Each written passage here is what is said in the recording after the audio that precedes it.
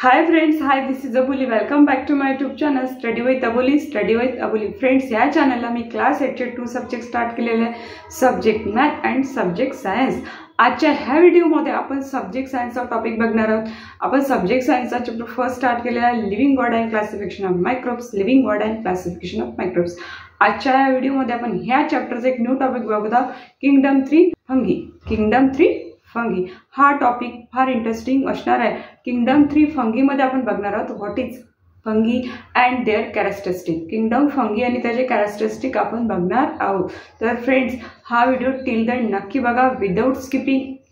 आणि ह्या चॅनलवरचे जर तुम्हाला व्हिडिओ बघायचे असतील तर ह्या चॅनलला व्हिजिट करा, सबस्क्राईब करून बेल आयकॉनला प्रेस करा. And without wasting any more time let's start our video. Living world and classification of microbes. Living world and classification of microbes यामध्ये आपण किंगडम 3 बघत आहोत, किंगडम फंगी. Kingdom fungi. तर ही fungi कुठे असते? फंगी म्हणजे काय? फंगी म्हणजे आपल्याकडे मॉइस्ट ब्रेड असते, मॉइस्ट ब्रेड. त्यानंतर भाकरी, खूप दिवसाची भाकरी वगैरे असेल ढवाबंद डब्यामध्ये, तर त्यावर कॉटन लाईक सबस्टन्स क्रिएट होतं. कॉटन लाईक सबस्टन्स त्याला म्हणतो आपण फंगी. कॉटन लाईक सबस्टन्स असतो त्याला म्हणतो आपण फंगी.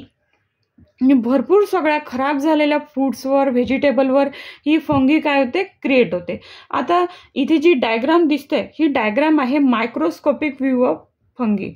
मायक्रोस्कोपिक व्ह्यू कशाचा आहे? ह्या फंगीचा. ही डायग्राम म्हणजे कंपाऊंड मायक्रोस्कोपमध्ये बघितल्यानंतर ही जी फंगी आहे, नेमकं फंगीचं स्ट्रक्चर कसं आहे तर ही आपल्याला याप्रमाणे दिसते. ही डायग्राम बघूया. तर डायग्राम मधला प्रत्येक पार्ट आपण व्यवस्थित समजून घेऊया. बघा, फर्स्टली बघूया रायझट्स. आता हा रायझट्स काय आहे? ज्या सबस्टन्सवर तो क्रिएट होतो, म्हणजे त्या सबस्टन्सवर काय करते हे फंगी? स्वतःचे रूट्स क्रिएट करते. रायझट्स म्हणजे रूट लाईक पार्ट. काय करते हे? ॲब्झॉर्ब करते. काय करते? ॲब्झॉर्ब करते. ज्या सबस्टन्सवर हा क्रिएट होतो त्या सबस्टन्सवरून काय करते? ॲब्झॉर्ब करते ऑर्गॅनिक मटेरियल. काय ॲब्झॉर्ब करते? Organic material. आणि हे मटेरियल या फंगीच्या ग्रोथसाठी फार युजफुल आहे. त्यानंतर हायफी दिसते तुम्हाला, ही हायफी. हा रायझाइड्स.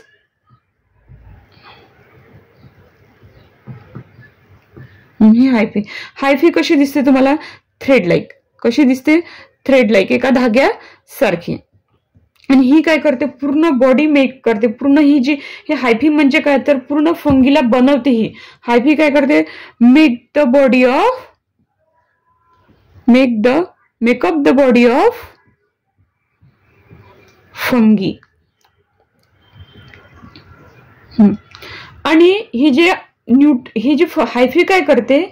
त्या ज्या सबस्टन्सवर ही फंगी आहे त्या सबस्टन्सवरून काय करते? न्यूट्रिएंट. काय करते? न्यूट्रिएंट घेते. म्हणजे जी इम्पॉर्टंट इन्ग्रेडियंट पाहिजे त्या फंगीसाठी ते घेते आणि याची ग्रोथ करते. काय करते? ग्रोथ. आणि हायपी कशासाठी रिस्पॉन्सिबल आहे? हायपी रिस्पॉन्सिबल फॉर ग्रोथ. हायपी responsible for growth.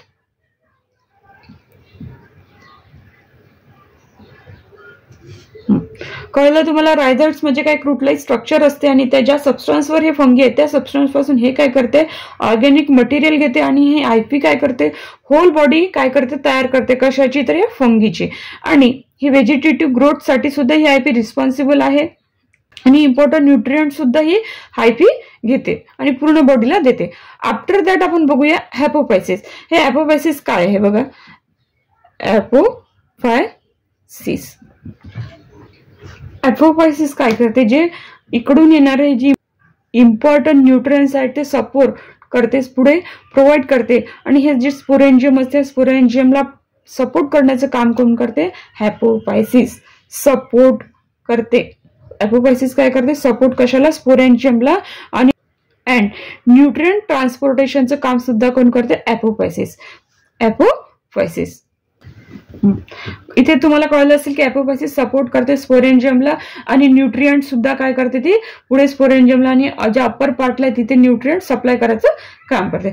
After that आपण बघूया. बघा, हे कोल्युम्युला काय करते? आता हे स्पोरेंजियम आहे, हा स्पोरेंजियमचा पार्ट आहे, दिसते तुम्हाला?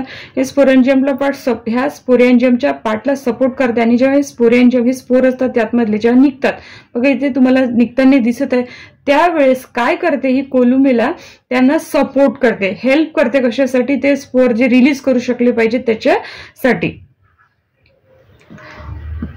कोलुमेला हा काय एक सेंट्रल पार्ट आहे, हा इथला एक सेंट्रल पार्ट आहे. आणि हा काय करते?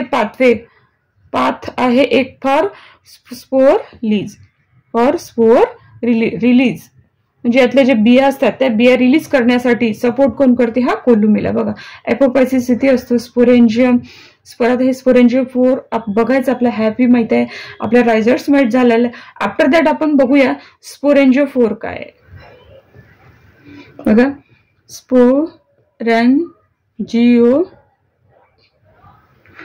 स्पोरेंजियो हा काय करते? रिप्रोडक्शनची जी प्रोसेस असते, परत आता आपल्याला परत फंगी क्रिएट करायची आहे. रिप्रोडक्शनच्या प्रोसेससाठी काय रिस्पॉन्सिबल आहे? रिप्रोडक्शनच्या प्रोसेससाठी काय रिस्पॉन्सिबल आहे. आणि ही स्पोर क्रिएट करायला, स्पोर क्रिएटिंगसाठी काय करते? हा स्पोरेंजिओपोर हेल्प करते. काय करते? हेल्प करते. आणि जर यामधल्या स्पोरला जर रिलीज करायचं असेल तर त्याच्यासाठी सुद्धा हा स्पोरेंजिओस्पोर काय करते? हेल्प करते, हा सपोर्ट करते. कशाला? स्पोरेंजियमला. आता स्पोरेंजियम म्हणजे काय? स्पोरेंजियम म्हणजे काय? ह्या फंगीचं सीड्स, म्हणजे एका फंगीपासून दुसरी फंगी तयार, म्हणजे स्पोरेंजियम म्हणजे काय? तर अदर फंगी तयार करण्यासाठी आपल्याला सीड्स लागतात. ते म्हणजे एक प्रकारची एक सॅक असते, आणि त्यात काय असते? सीड असते, स्पोर. म्हणजे एक प्रकारचं असं म्हणू की आपल्याकडे सॅक असते, त्या सॅकमध्ये आपण काय करतो? ग्रेन, धान्य भरून ठेवतो. त्याचप्रमाणे म्हणू की हे फंगीचं काय फूड आहे, धान्य आहे, यामध्ये भरून ठेवल्या जातं. आणि स्पोरेंजियमचं काम काय? असं म्हणू की एक प्रकारचा हाऊस आहे, ते एक प्रकारचा हाऊस आहे. तिथे सगळ्याच प्रकारचे स्पोर क्रिएट होऊन तयार होतात आणि रेडी राहतात आणि वेल मॅच्युअर्ड होऊन ते बाहेर निघतात. एक प्रकारचं हाऊस म्हणू, हे फंगीचं हाऊस, म्हणजे जिथे सगळे वेल डेव्हलप्ड स्पोर तिथे राहतात. बघा आपण फंगी कुठे क्रिएट होते हे आपल्याला आपण बघितलेलं आहे, त्याचा मायक्रोस्कोपिक व्ह्यू काय आणि त्यातले पार्ट काय हे सुद्धा आपण इथे समजून घेतलेलं आहे. आफ्टर दॅट आपण आपल्या कॅरेक्टरिस्टिक्सला बघूया. बघा हे कॅरेक्टरिस्टिक्स आहे फंगीचे. आपण फर्स्ट कॅरेक्टरिस्टिक बघूया. These are non green eukaryotic heterotrophic organism. Non green म्हणजे ग्रीन कलर नाही. Eukaryotic means well defined nucleus. Eukaryotics means well defined nucleus. हे हे म्हणजे फंगी म्हणजे काय? ते नॉन ग्रीन नाही आणि युकॅरियोटिक आहे, म्हणजे ते नॉन ग्रीन नसूनही त्यांचा जो न्यूक्लियस आहे तो वेल डिफाइंड आहे. आणि ते हेटेरोट्रॉपिक ऑर्गॅनिझम्स आहे, म्हणजेच अदर लिव्हिंग ऑर्गॅनिझम्सवर ते काय असतात? डिपेंड असतात. काय असतात? त्याच्या फूडसाठी. फंगी काय करतात? त्याच्या फूडसाठी ते अदर लिव्हिंग ऑर्गॅनिझमवर डिपेंड असतात. म्हणजेच ते काय झाले? Heterotrophic organism. Non green, eukaryotic and heterotrophic organism. म्हणजे हेटेरोट्रॉपिक ऑर्गॅनिझम म्हणजे काय? हेटेरोट्रॉपिक फंगी मोस्टली कुठे असते? प्लांटवर. आणि रूट लाईक पार्ट असतो ना, रूट लाईक पार्टच्या वर जो खोडासा जमिनीच्या वरचा भाग प्लांटचा असेल तर त्या ठिकाणी हे काय असतात? फंगी तयार होतात. म्हणजेच heterotrophic fungi mostly grow on plant trees. बघा सेकंड काय बघूया. Most of them are saprophytes. They feed upon decaying matter. Saprophyte म्हणजेच काय? सॅप्रोफाइट्स म्हणजे त्याच्या फूडसाठी ते कशावर डिपेंड असतात? डिकेइंग म्हणजे ते डिकेइंग ऑर्गॅनिक मॅटरवर. ते कशावर डिपेंड असतात? Decaying organic matter. म्हणजे ते काय कुजलेले जे खराब झालेलं फूड असते ना, त्या फूडवर ते काय करतात? फंगी क्रिएट होतात. म्हणजे खराब झालेल्या फूडवर, व्हेजिटेबलवर, प्लांटवर जी फंगी क्रिएट होते त्याला काय म्हणतो आपण? सॅप्रोफायटिक फंगी, सॅप्रोफाइट्स. आणि काय हे कुठे सॅप्रोफाइट्स फंगी तुम्हाला दिसेल? घरी ब्रेडवर, व्हेजिटेबलवर, फ्रुट्सवर, अशा भरपूर ठिकाणी तुम्हाला ही सॅप्रोफाइट फंगी दिसेल. बघा थर्ड आहे. Their cell wall is made up of tough and complex sugar called chitin. म्हणजे बघा की ही अशी सेल आहे आणि ह्या सेलला काय आहे? सेल मेम्ब्रेन म्हणजे त्याला आपण सेल वॉल म्हणतो. काय म्हणतो? Cell wall. आणि आतमध्ये असते न्यूक्लियस. काय असते? न्यूक्लियस. हा न्यूक्लियस वेल डिफाइंड असतो फंगीचा. पण ही जी सेल वॉल असते ती कशी असते? शुगर चेननी बनलेली असते. शुगर चेन, म्हणजे भरपूर सगळे शुगर मॉलिक्यूल एकमेकांना अटॅच होऊन आणि त्याची ही चेन तयार झालेली असते. भरपूर प्रकारच्या different types of sugar molecule एकमेकांना अटॅच होऊन त्याची चेन तयार झालेली असते, त्यालाच म्हणतो आपण कॉम्प्लेक्स शुगर आणि त्याला नेम दिलेला आहे कायटिन. बघा, सम फंगी फोर्थ आहे. Some fungi are thread like and many nuclei are present in the सायटोप्लाझ्मा.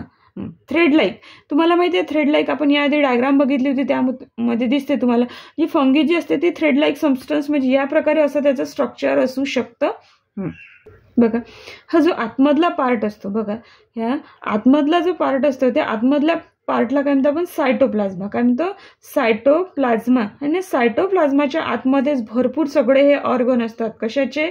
या फंगीच्या सेलचे भरपूर सगळे ऑर्गन कुठे प्रेझेंट असतात? या सायटोप्लाझ्मामध्ये प्रेझेंट असतात. बघा, इथे आपण 4th पॉईंट कंप्लीट केलेला आहे. 1st, 2nd, 3rd, 4th. The 5th point काय? बघा, बेकर्सिस म्हणजे ब्रेडवर तयार झालेली फंगी, म्हणजे फंगीचे एक्झाम्पल्स आपण बघत ॲस्परगिलस, फंगस ऑन कॉर्न आणि पेनिसिलियम अँड मशरूम. हे एक्झाम्पल्स कशाचे आहेत? हे एक्झाम्पल्स आहेत फंगीचे. आणि हे जे सगळे आहे हे कुठे, हे जे सगळेच फंगी हे कुठे दिसतात तुम्हाला? हे सगळे कुठे दिसतात? सॉइल, इनडोअर पण असतात. इनडोअर पण फंगी क्रिएट होतात. कुठे होतात? आपल्या ओलाव्या जागी, मॉइस्ट प्लेसला, इनडोअरला मॉइस्ट प्लेसला सुद्धा काय होतात? ही फंगी क्रिएट होतात. आउटडोअर म्हणजे प्लांटवर, आउटडोअर प्लांटवर सुद्धा काय होतात? ही फंगी क्रिएट होतात. हे जे 5th मध्ये आहे, 5th पॉईंट आहे, काय आहे? फंगसचे सगळे एक्झाम्पल. आणि हे सगळे एक्झाम्पल्स म्हणजे सगळे फंगस काय? हार्मफुल फंगस आहे. बघा, इथे आपण आपल्या व्हिडिओचा जो टॉपिक आहे fungi, what is fungi and their characteristic, हा व्यवस्थितपणे समजून घेतलेला आहे. फ्रेंड्स, आजचा व्हिडिओ कसा वाटला किंगडम फंगीचा तर मला नक्की कमेंट बॉक्समध्ये कमेंट करा. काही क्युरीज असतील तर त्या सुद्धा तुम्ही मला कमेंट बॉक्समध्ये कमेंट करून विचारा. आणि thank you for watching this video. Take care and good bye.